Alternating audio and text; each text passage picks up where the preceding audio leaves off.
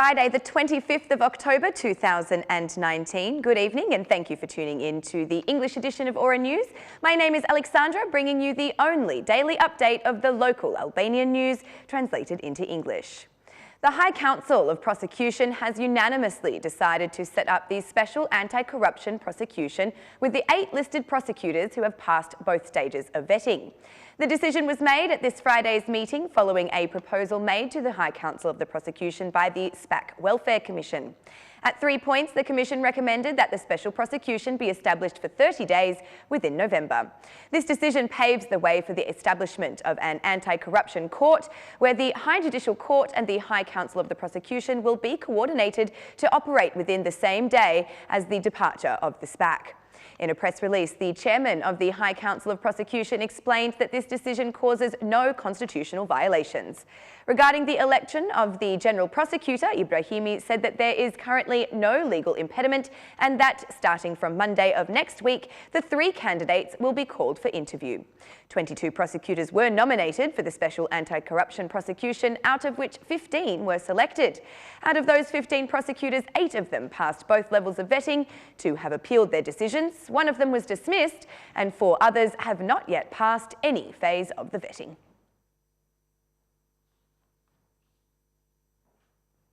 Administrative Court of Appeal dismissed the appeal of Lulzim Alushai, a candidate for General Prosecutor to the High Council of the Prosecution, who alleged that the HCP had violated the law after maintaining 2 sets of standards.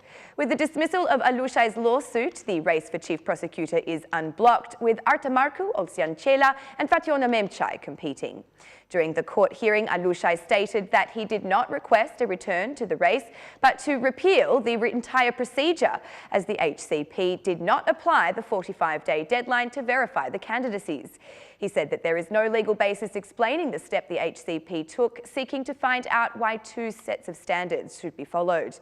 Asked by the judges if he has fulfilled his 15-year term in duty, Alushai said he has fulfilled that deadline by June 15.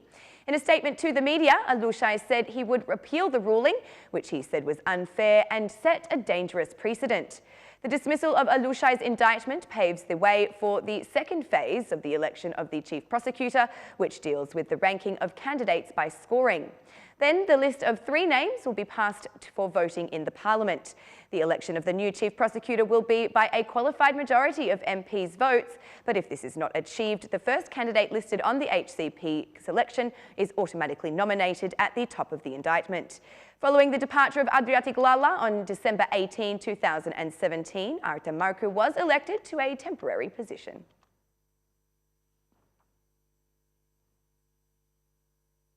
Owners of luxury vehicles will pay less taxes throughout 2020.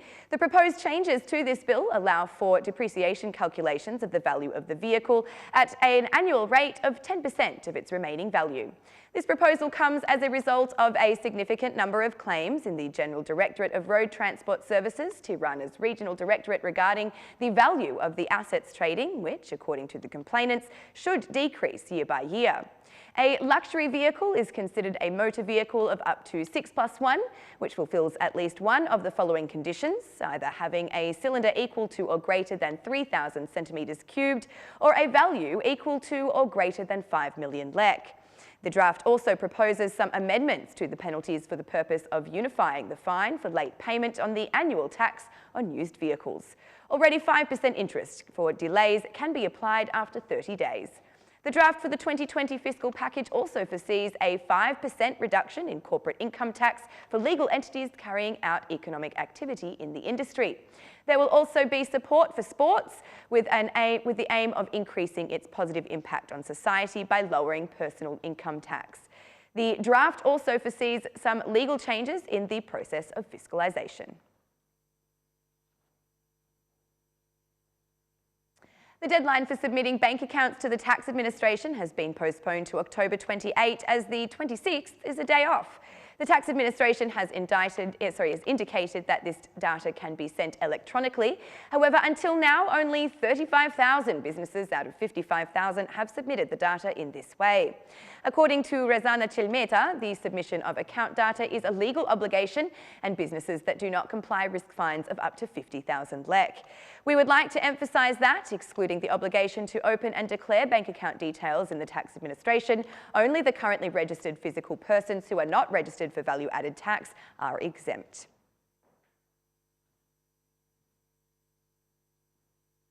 For the Democratic Party leader Lulzim Basha, the majority has no will for electoral reform. After meeting with the OSCE Secretary-General Thomas Greminger, Basha spoke about the contribution that the OSCE can make in resolving the political crisis. Basha said there could be no free and fair elections with the Rama government. The main topic has been the topic of elections. The opposition is determined to contribute to an electoral reform to guarantee freedom of vote. This requires political will and to adopt and implement reform.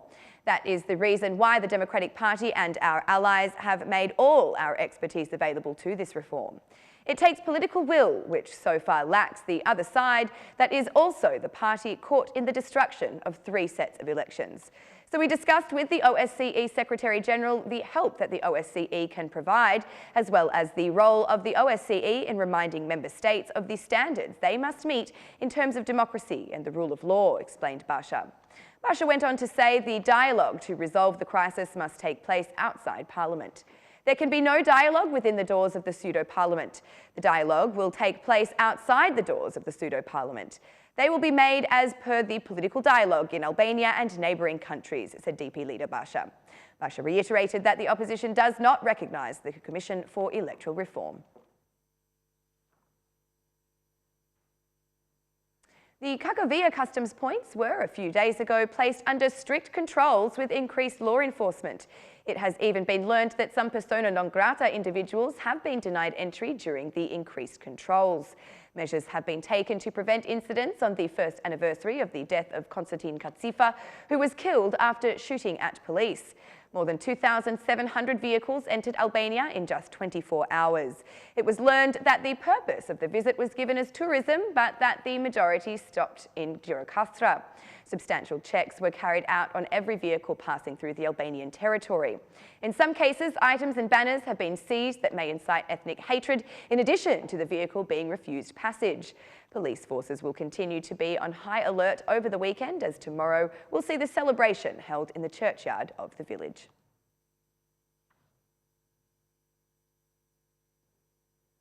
Residents of Orikum and Radhima had announced a peaceful protest but lost their composure when the National Defence Inspectorate of Territory convoys began destroying side constructions affected by the Lungamara extension project.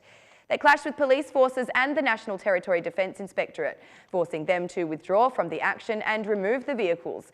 The situation is tense, according to residents, and there have been reports of the demolition of buildings that have been disqualified from the legalisation process are also set to begin. Residents and building owners in the area demanded the suspension of the intervention until they become fully familiarised with the area development project.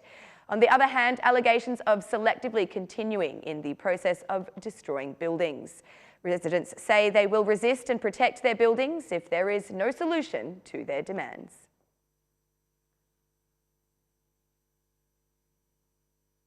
And that's the news across the country today. Thank you for watching our English edition this evening, and be sure to join us again every Monday to Saturday at 6 p.m. for the latest news from Albania. Once again, on behalf of Ora News, thank you and good night.